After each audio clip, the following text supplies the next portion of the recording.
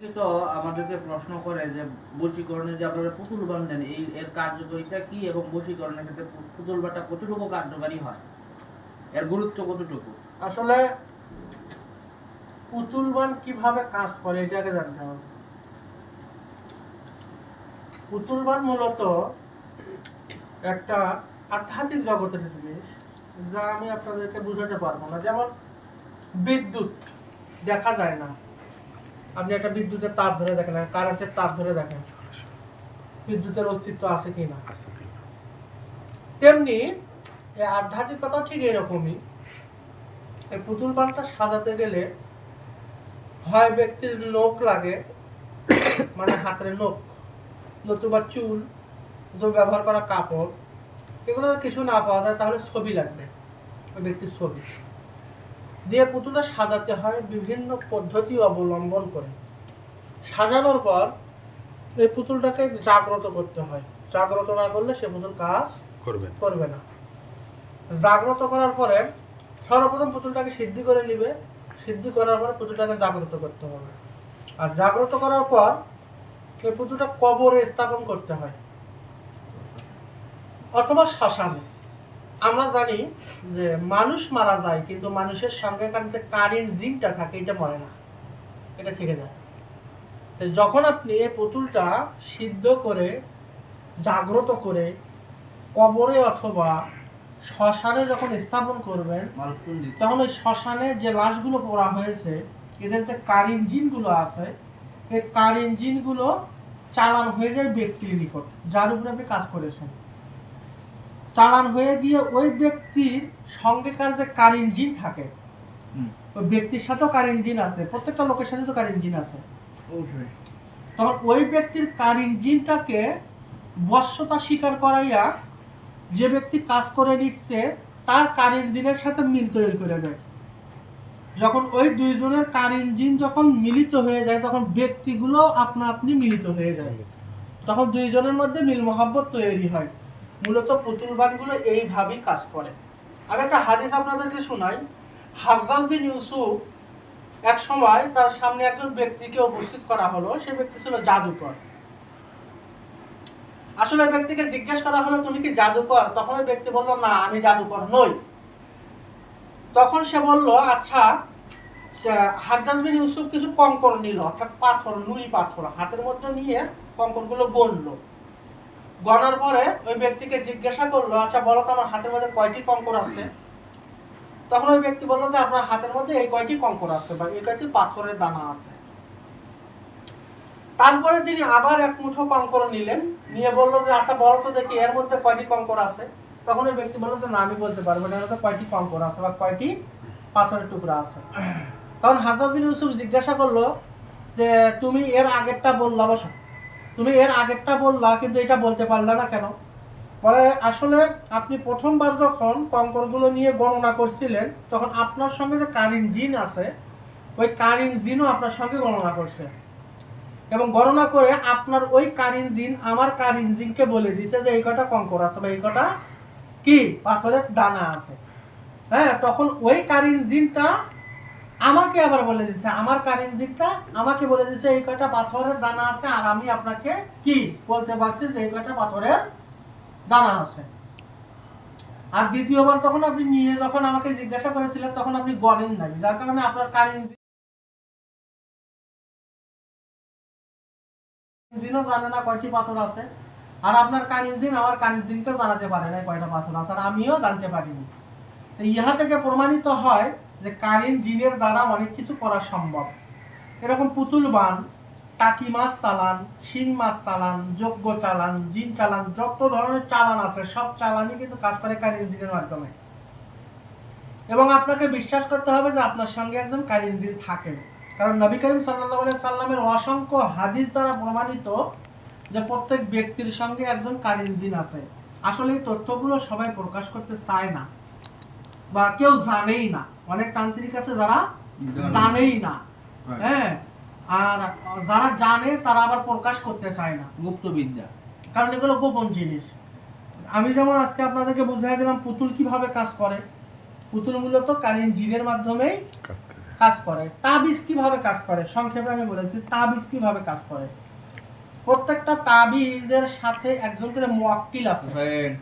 প্রত্যেকটা তাবিজের সাথে একজন করে মুয়াক্কিল আছে। আপনি যদি কোনো তাবিজ সিদ্ধি না করেন, অর্থাৎ তাবিজটাকে যদি শুদ্ধ না করেন, সিদ্ধি না হয় আপনার, ওই তাবিজ কখনই কাজ করবে না।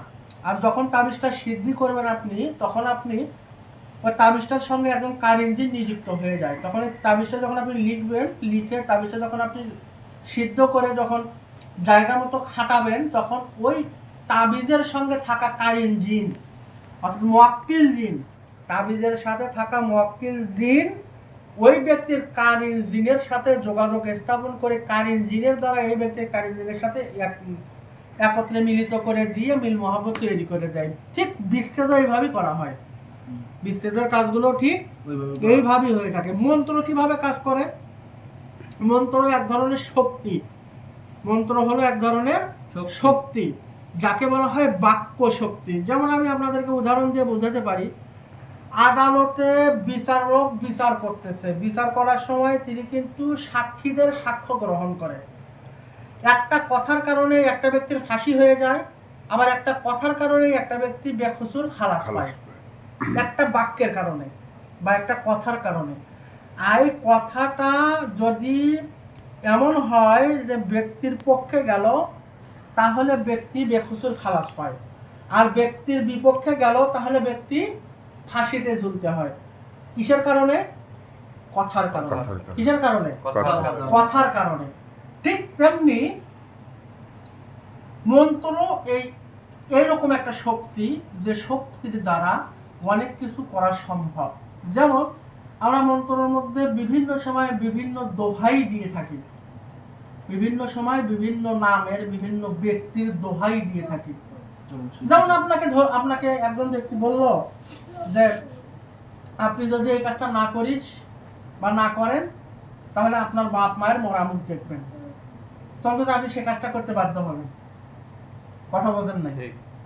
তখন কিন্তু আপনি এই কাজটা করতে বাধ্য হবেন। ঠিক তেমনি এই বাক্যগুলো যখন আমরা প্রয়োগ করি, তখন এই বাক্যের মধ্যে এমন কিছু হাকিকি বাক্য থাকে যে বাক্যগুলোর দ্বারা ওই ব্যক্তির কারিন জিনগুলো কাজ করতে বাধ্য হয়ে যায়, বা ওই ব্যক্তির হাকিকি জিনগুলো বাধ্য হয়ে যায়। জিন কয় প্রকার? কারিন, হিন, গোল, জ্যাক, মারিদ, ইফলিত, সিলাত, পালিশ, নাসনাস, ইবলিস। মোট প্রায় 9 থেকে 10 ধরনের জিন রয়েছে।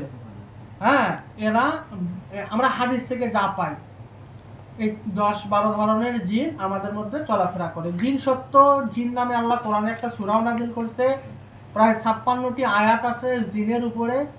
আসলে জিন দ্বারা যারা কিছু কিছু ব্যক্তি আছে যারা জিনকে উপলক্ষ করে ব্যবসা করে, হ্যাঁ, ভণ্ডামি করে, এদের হিসাব আবার ভিন্ন, এদের হিসাব ভিন্ন। কিন্তু যারা প্রকৃত জিন সাধক, জিন দিয়ে কাজ করতে পারে, যেমন জিনদের মধ্যে সব থেকে শক্তিশালী জিন হলো ইফরিত, আর ইফরিতের মধ্যে রয়েছে কালি। ইফরিতের মধ্যে সব থেকে শক্তিশালী হলো কালি জিন। কালি জিন সব থেকে শক্তিশালী জিন। আমাদের দেশে আমি এমনও কবিরাজের নাম শুনছি যিনি নাকি ফেরেশতা হাজির করে। কি ফেরেশতা হাজির করে? আসলে এটা আদৌ কখনো সম্ভব নয়, কারণ মানুষ কখনো ফেরেশতা হাজির করতে পারবে না। হ্যাঁ, সে যদি বলতো আমি জিন হাজির করি তাহলে মেনে নেওয়া যেত। একজন আমাকে বললো যে ওস্তাদ আমি দেখলাম যে ওই ব্যক্তি ফেরেশতা হাজির করে কথা বলানো ইত্যাদি ইত্যাদি। আমি বললাম যে বাবা, আসলে ও যদি কিছু হাজির করায় থাকে তাহলে সেটা জিন ছিল, সেটা জিন হাজির করাইয়া কথা বলাইছে, কিন্তু তোমাদেরকে বুঝাইছে যে সে ফেরেশতা হাজির করাইছে। আদৌ মানুষ কখনো ফেরেশতা হাজির করতে পারবে না। তবে জিনকে মানুষ বশ্যতা স্বীকার করাতে পারে, জিনকে মানুষ বসে আনতে পারে, জিনকে বসে আনা সম্ভব, জিনকে আয়ত্তে করা সম্ভব, জিনের দ্বারা কাজ করানো সম্ভব, হ্যাঁ, মানুষের দ্বারা সম্ভব। আপনাদেরকে বলি একটা কথা, হাতি এত বড় একটা প্রাণী, হাতি এত বড় একটা প্রাণী 100 থেকে 150 জন মানুষকে একত্রে করলে একটা হাতির সমান হবে না। হাতি এত বড় একটা প্রাণীকেও কিন্তু মানুষ আয়ত্ত করতে পারে। এত বড় একটা প্রাণীকে যদি মানুষ আয়ত্ত করতে পারে, যে জিনকে আয়ত্ত করতে পারবে না এমনটা নয়। নবীজি সাল্লাল্লাহু আলাইহি সাল্লামের কাছে একটা যুবককে নিয়ে আসা হলো, ওই যুবকের বশে একটা জিন থাকতো, ওই যুবকের বশে একটা জিন থাকতো। নবী করিম সাল্লাল্লাহু আলাইহি সাল্লাম বললেন যে তুমি এই ছেলের সঙ্গে যে জিন আছো সে চলে যাও, হ্যাঁ সে চলে যাও। আর জিনটা চলে গেল, ছেলেটা সুস্থ হয়ে গেল। আমরা দেখে থাকি অনেক সময় আমাদের মধ্যে অনেক ব্যক্তি দেখবেন যে যারা আপেল, কমলা, আঙ্গুর ফল, কিশমিশ, বাদাম, খেজুর বিভিন্ন কিছু হুট করে নিয়ে এসে খাওয়ায় মানুষকে। এগুলো কিসের মাধ্যমে করে? হ্যাঁ, এগুলো জিনের মাধ্যমে মানুষ করে। যারা জিন সাধক, যাদের সাথে জিন থাকে, জিনেরা গায়েব, জিন শব্দের অর্থ হলো অদৃশ্য, অদৃশ্যের দ্বারা দেয়। হ্যাঁ, আমরা সেগুলো হাতের মতো নিয়ে আপনাদেরকে খাওয়াতে পারি। এই জিন দিয়ে মানুষের ক্ষতি করা যায়, জিন দিয়ে মানুষকে ধ্বংস করা যায়, আবার জিন দিয়ে মানুষের উপকারও করা যায়। যাক, আমরা বুঝলাম জিন সম্বন্ধে, পুতুল বান সম্বন্ধে, তাবিজ সম্বন্ধে এবং মন্ত্র সম্বন্ধে। একটা ভিডিওর মধ্যে কিন্তু আমরা অনেক কিছু জানতে পারলাম। আশা করি আপনারা অনেক কিছু জানতে পারলেন, শিখতে পারলেন। হ্যাঁ, ভিডিওটা আরেকটা বিষয়, অনেকেই বলে যে আমরা বশীকরণের কাজ করতেছি, এগুলাতে কি আমার কাঙ্ক্ষিত ব্যক্তির কোনো ক্ষতি হবে কি না, কিংবা আরেকটা প্রচলন আছে শিং মাছের যে প্রচলনটা, অনেকেই মনে করে আমরা যে শিং মাছ চালানটা দেই, ওই চালানটাতে নাকি মানুষের উপরে বান মারি আমরা, অর্থাৎ তাকে অসুস্থ করে ফেলি। এই বিষয়ে যদি কিছু বলতেন। আসলে না, এটাও মানুষের একটা ভুল ধারণা। বান এক জিনিস, বান এক জিনিস। বান মানে কি? বান বলা হতো তীরের যে ধনুকের যে ফলাটা থাকতো, অর্থাৎ তীরের যে ধনুকটা থাকতো, অর্থাৎ তীরের একটা তীর থাকে না, ধনুক থাকে না, এই ধনুকের যে তীরটা থাকতো, এই তীরটাকে বান বলা হয়। এই তীরটাকে বান বলা হয়। এটা সত্য যুগে অনেক প্রচলন ছিল। বর্তমানে বান এমন এক জিনিস যা মানুষকে নিমিষেই ধ্বংস করে দেয়, উঁচু থেকে নিচে নামায়, ব্যবসা বাণিজ্যে ক্ষতি করে বিভিন্ন ধরনের। যাই হোক, প্রশ্ন করা হয়েছে যে শিং মাছ চালান। আসলে শিং মাছ দ্বারা মানুষের ক্ষতি করা সম্ভব। শিং মাছের গলায় তাবিজ করে, ওই তাবিজটাকে পাতিলের মধ্যে করে, ওই পাতিলটা আবার কবরের মধ্যে পুঁতে রাখতে হয়। হ্যাঁ, এগুলোর অনেক পদ্ধতি রয়েছে। আসলে শিং মাছ আমরা যারা চালান করি, ওগুলো হলো মানুষের মধ্যে মিল মহাব্বত তৈরি করার জন্য, ওগুলো মানুষের ক্ষতি করার জন্য নয়। বা ওই কাজ করলে আপনি যার উপর কাজ করলেন সেই ব্যক্তি ক্ষতিগ্রস্ত হবে এমনটাও নয়। যখন আপনি ক্ষতির জন্য করবেন তখন ক্ষতি হবে, যখন আপনি মিল মহাব্বত তৈরি করার জন্য করবেন তখন ক্ষতির কোনো আশঙ্কা একেবারেই নাই। আর কোনো প্রশ্ন? না, আপাতত আজকের মতো এই পর্যন্ত। যাক, যদি আপনাদের যদি কোনো প্রশ্ন থাকে কমেন্টের মাধ্যমে জানাবেন, আমরা উত্তর দেওয়ার চেষ্টা করব।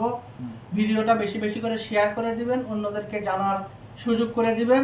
হ্যাঁ, আল্লাহ আমাদের সবাইকে ভালো রাখুক, সুস্থ রাখুক। হ্যাঁ, জিন শয়তান, মানুষ শয়তান এবং জাদুর হাত থেকে আমাদের সবাইকে আল্লাহ রক্ষা করুক। হ্যাঁ, এই বলে আজকের মধ্যে এখানে বিদায় নিচ্ছি। আসলে মূলত পক্ষে এই কাজগুলো অনেকে বলে আমরা হুজুররা নাকি পারি না, আমরা হুজুররা নাকি পারি না, যার কারণে মাঝে মধ্যে আমি দেখাই টিকটকে, ইউটিউবে, ফেসবুকে আপনাদেরকে দেখানোর জন্য আমি কাজ মাঝে মধ্যে করে থাকি যে আমরাও পারি। হুজুররা পারে না এমন কোনো কাজ নাই, হুজুররা সবই পারে কিন্তু করে না।